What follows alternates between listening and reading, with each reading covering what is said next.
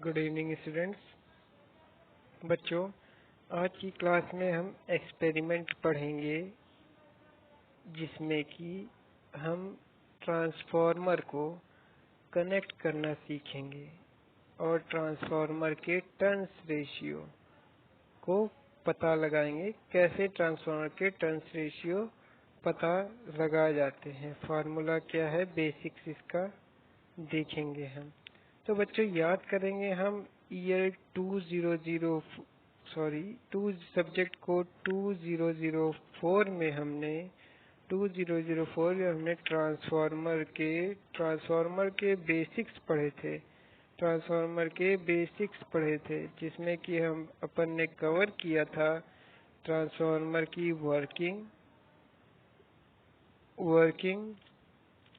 Transformer के test, transformer के different test, performance parameter, transformer की नो लोड कैरेक्टरिस्टिक नहीं, ट्रांसफार्मर का वोल्टेज इक्वेशन कन्वर्ट किया है। तो बच्चों बेसिक जो ट्रांसफार्मर सिंगल फेज ट्रांसफार्मर का है वो अपन ने कवर कर लिया था 2004 में। आज हम उसका एक क्विक रिवीजन करेंगे ट्रांसफार्मर का, और ट्रांसफार्मर को सर्किट में कनेक्ट करना और उसका टर्न्स रेशियो निकालना सीखेंगे। तो बच्चों टर्न्स रेशियो क्या होता है, सबसे पहले देखेंगे ट्रांसफार्मर के बारे में थोड़ा रिव्यू करेंगे। प्रयोग क्या है अपना, एकल फेज परिणामित्र को कनेक्ट करना। परिणामित्र मतलब ट्रांसफार्मर, इसका परिवर्तन अनुपात टर्न्स रेशियो ज्ञात करने के लिए इसकी इनपुट और आउटपुट मात्राओं की माप करना।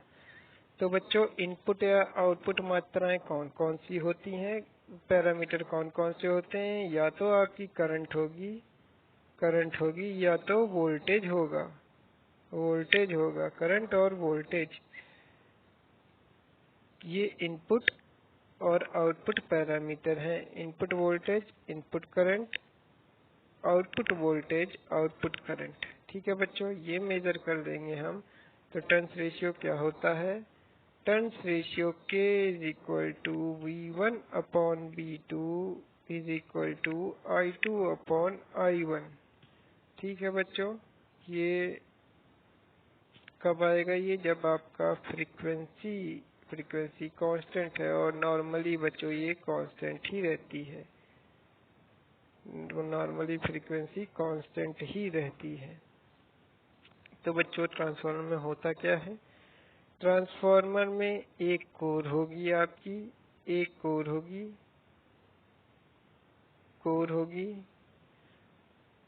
और कोर के में दो वाइंडिंग प्राइमरी और सेकेंडरी कनेक्टेड होंगी। देखिए बच्चों, ये रहा आपका बेसिक ट्रांसफार्मर, ये आपका बेसिक ट्रांसफार्मर है।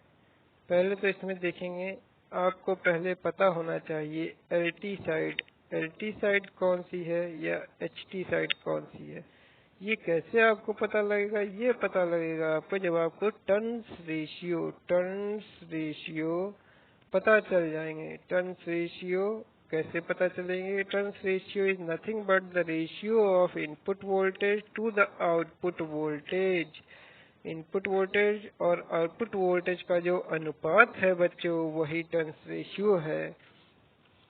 तो मान लीजिए आपको वोल्टेज स्टेप अप करना है तो turns ratio K should be greater than 1, step down करना है तो K should be less than 1, मतलब V1 upon V2 less than 1। V1 मतलब इनपुट वोल्टेज, V2 मतलब आउटपुट वोल्टेज। ठीक है बच्चों, अगर आउटपुट वोल्टेज आपका ज्यादा है, स्टेप डाउन करना है मतलब V1 अपॉन बच्चों देखिए, for the sake of simplicity V1 V2 को हम छोड़ देते हैं। यहाँ हम HT और LT के बारे में बात करेंगे। HT मतलब हाई वोल्टेज साइड, HV या LV हाई टेंशन या हाई वोल्टेज, HV या LV बात करेंगे। तो हमेशा जो हम HV डिवाइड बाय LV करेंगे तो आएगा हमारा turns ratio K। HV divide by LV आएगा टर्न्स रेशियो K।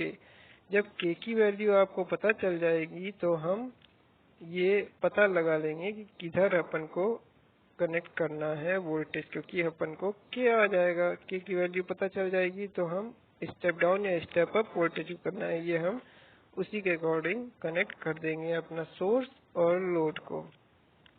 तो बच्चों HV LV वोल्टेज पता करने के लिए या V2 हमेशा आउटपुट को मानते हैं, V1 हमेशा इनपुट को मानते हैं, या V1/V2 पता करने के लिए हमको V1 पता होना चाहिए, V2 पता होना चाहिए, या फिर I2 डिवाइड बाय I1 पता करने के लिए अपन को I2 पता होना चाहिए, I1 पता होना चाहिए। ठीक है बच्चों, तो अब देखिए ये पता लगाने के लिए हमने क्या क्या इंस्ट्रूमेंट कनेक्ट किए हैं। अब देखिए हमें क्या पता करना है, V1 V2 V1 यहाँ से पता चल जाएगा। इनपुट में अपन ने वोल्ट कनेक्ट करने के लिए, वोल्टेज कनेक्ट करने के लिए वोल्टमीटर पैरेलल में कनेक्ट किया है, एमीटर सीरीज में कनेक्ट किया और वॉट मीटर कनेक्ट किया है। ये बच्चों नो लोड टेस्ट की अरेंजमेंट है, ये नो लोड टेस्ट का अरेंजमेंट है। ठीक है बच्चों, देखिए उपरोक्त चित्र में V1 वोल्टेज प्राइमरी पर लगाया गया प्रत्यावर्ती वोल्टेज है। इस वोल्टेज द्वारा कोर में फ्लक्स फाई स्थापित किया जाता है। यह प्रत्यावर्ती फ्लक्स प्राइमरी एवं सेकेंडरी दोनों वाइंडिंग से लिंक होता है एवं प्राइमरी में E1 एवं सेकेंडरी में E2 वोल्टेज इंक्लूड करता है। ठीक है बच्चों, ये आपको वर्किंग बता रहा है, ये ऑलरेडी जो डिस्कस किया गया था ये वर्किंग बता रहा है ट्रांसफार्मर की। इसमें क्या बता रहा है, प्राइमरी में हम सोर्स कनेक्ट कर देते हैं, फ्लक्स एक इंड्यूस होता है, फ्लक्स के इंड्यूस होने से सेकेंडरी में फ्लक्स चेंज होगा, सेकेंडरी में फ्लक्स चेंज होगा तो यहाँ पे भी एक वोल्टेज इंड्यूस हो जाएगा, यहाँ पे एक वोल्टेज इंड्यूस होगा तो सेकेंडरी में करंट फ्लो होगी। तो E1 आपका क्या है, E1 है voltage induce N1 d∅1/dt, d∅ तो दोनों में सेम रहेगा तो d∅/dt सेम अपन ने वोल्टेज सेकेंडरी के लिए लिखा है, दोनों का रेशियो लिखा है। यही है बच्चों N2/N1 आपका टर्न्स रेशियो। जैसा कि हम जानते हैं कि हानियां नगण्य मानी जाए तो ट्रांसफार्मर में अगर शक्ति input power equal to output power किया गया है, input power equal to output power किया गया है, E2/E1 इक्वल टू I1/I2। ये बच्चों करंट और वोल्टेज का इनपुट करंट, आउटपुट करंट का रेशियो लिखा गया है। अब बच्चों ये देखिए E2/E1 I1/I2 equal to N1/N2। ठीक है बच्चों, यही आपका टर्न्स रेशियो है। Voltage V2/V1 equal to N2/N1 equal to K। Transformation ratio, turns ratio, transformation ratio या टर्न्स रेशियो है। उपरोक्त विवरणों में निम्न तथ्य सामने आते हैं। ट्रांसफार्मर विद्युत चुम्बकीय प्रेरण के सिद्धांत पर कार्य करता है। प्राइमरी एवं सेकेंडरी वाइंडिंग के मध्य विद्युत संबंध नहीं है, मतलब कि बच्चों इलेक्ट्रिकली ये दोनों आइसोलेटेड है, इलेक्ट्रिकली कोई कांटेक्ट नहीं है। ये एक खास बात होती है ट्रांसफार्मर की। तो कई इलेक्ट्रॉनिक सर्किट में बच्चों इलेक्ट्रिकल आइसोलेशन के लिए भी हम ट्रांसफार्मर का इस्तेमाल करते हैं, क्योंकि इससे क्या होता है, सर्कुलेटिंग करंट अगर आपकी इधर पे फ्लो होती है तो इधर आपका सेकेंडरी साइड सेफ रहेगा, for the sake of safety. Frequency आवृत्ति में कोई परिवर्तन नहीं होता है, जैसा कि पहले बताया गया था। अगर आप फ्रीक्वेंसी को चेंज कर देंगे तो क्या होगा, तो आपका इनपुट वोल्टेज V1 और V2 में वो रिलेशन नहीं आ पाएगा, तो आपका फ्रीक्वेंसी भी आ जाएगा। केवल N1 अपॉन N2 पे डिपेंड नहीं करेगा, तो F1 अपॉन F2 पे भी डिपेंड कर जाएगा आपका वोल्टेज। ठीक है बच्चों, और एक बात बता दें, जितने भी आपके ट्रांसफॉर्मर रहते हैं एरोप्लेन एयरक्राफ्ट में, जो ट्रांसफॉर्मर इस्तेमाल होते हैं उसकी फ्रीक्वेंसी बहुत ज़्यादा होती है। अगर फ्रीक्वेंसी हम ज़्यादा इस्तेमाल करेंगे तो 4.44 F5M इंटू N, इस फॉर्मूले से अगर हम फ्रीक्वेंसी ज़्यादा करेंगे तो हमें क्या होगा, 5M कम कर सकते हैं। 5M कम करने से क्या होगा, 5M कम करने से कोर की जो है वो थिकनेस कम हो जाएगी। कोर की थिकनेस कम हो जाएगी तो क्या होगा बच्चों, साइज ऑफ द ट्रांसफॉर्मर कम हो जाएगा। साइज कम होने से क्या होगा, वेट ट्रांसफॉर्मर का कम हो जाएगा। वेट ट्रांसफॉर्मर कम होने से क्या होगा, वेट ट्रांसफॉर्मर का कम होने से आपका एयरक्राफ्ट है वो जब फ्लाइट लेगा तो उसमें फ्यूल कम लगेगा। फ्यूल कम लगने से इफिशिएंट होगा। ठीक है बच्चों, यही कारण है ट्रांसफॉर्मर का आपका फ्रीक्वेंसी हाई रखने का इन एयरक्राफ्ट। ठीक है बच्चों, ये रहा। तो एक्सपेरिमेंट में हम वापस आते हैं। तो इसमें हम ट्रांसफॉर्मेशन रेशियो कैसे निकालते हैं। ट्रांसफॉर्मेशन रेशियो के हम निकालते हैं वोल्टेज इनपुट का ज्ञात करके और आउटपुट का ज्ञात करके। ठीक है बच्चों, तो कैसे ज्ञात करेंगे कि हम क्या करेंगे, ट्रांसफार्मर के आउटपुट में एक वोल्टमीटर कनेक्ट कर देंगे, सीरीज में एक एमीटर कनेक्ट कर देंगे, एमीटर कनेक्ट कर देंगे और लोड कनेक्ट कर देंगे। सेम हम काम करेंगे इनपुट साइड पे, एमीटर, वोल्टमीटर और सोर्स कनेक्ट कर देंगे तो क्या होगा, हमारे पास V1 V2 की वैल्यू आ जाएगी, I1 I2 की वैल्यू आ जाएगी और इसका रेशियो आ जाएगा, I2 I1 इसका रेशियो आ जाएगा जो कि हमारा टर्न्स रेशियो होगा। अब मान लीजिए टर्न्स रेशियो आ गया 1:2 आ गया, टर्न्स रेशियो मान लीजिए 2 आ गया, मतलब कि आपका V2/V1 इक्वल टू 2 है। V2 मतलब आउटपुट मान लेते हैं, आउटपुट जहाँ पे आपने लोड कनेक्ट कर रखा है, और V1 मान लेते हैं जहाँ आप इनपुट कनेक्ट करेंगे,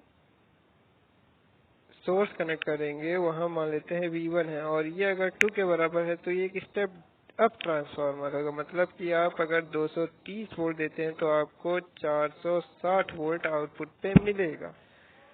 ठीक है बच्चों, तो ये था बच्चों सिंपल एक्सपेरिमेंट पता करने का कि हम ट्रांसफॉर्मेशन रेशियो कैसे पता करेंगे किसी भी ट्रांसफॉर्मर का। ट्रांसफॉर्मर केवल प्रत्यावर्ती धारा पर ही कार्य करता है, ये बात और ध्यान रखने वाली है। क्यों? क्योंकि बच्चों अगर मान लीजिए आपने चेंजिंग मैग्नेटिक फील्ड नहीं दी है या फ्लक्स आपका कोर के अंदर चेंज नहीं हो रहा है, तो वोल्टेज इंड्यूस वाली इक्वेशन क्या थी, E induce equal to minus N d by D T. N by D T ये क्या है, Faraday's law of electromagnetic induction, Faraday's law of electromagnetic induction. तो क्या होगा, अब डी फाई आपका चेंज नहीं हो रहा है, D phi by D T मतलब कि समय के साथ कोई फ्लक्स में चेंज नहीं हो रहा है, तो बच्चों ये हो जाएगा 0।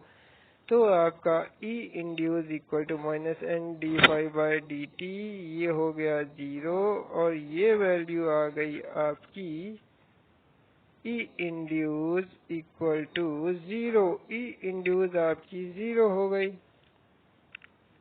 E इंड्यूस 0 हो गई।